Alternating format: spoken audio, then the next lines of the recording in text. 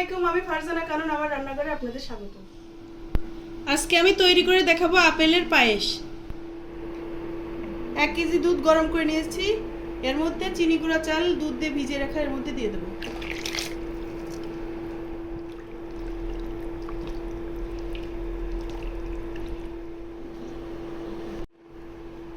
চাল ভালো করে সেদ্ধ করে নিতে হবে।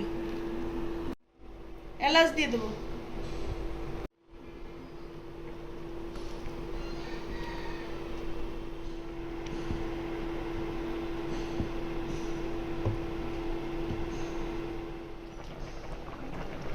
চাল সেদ্ধ হয়ে গেছে, চিনি দিয়ে দেবো, পরিমাণ মতো চিনি।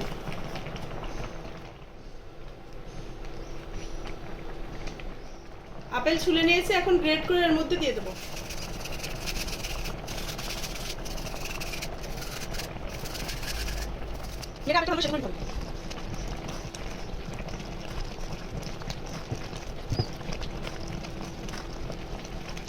কিশমিশ দিয়ে দেবো।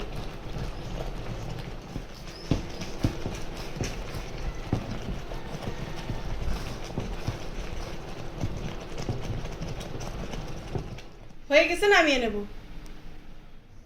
রেডি হয়ে গেছে সুস্বাদু আপেলের পায়েস। চ্যানেলটিকে লাইক, কমেন্ট, শেয়ার, সাবস্ক্রাইব করে পাশে থাকবেন।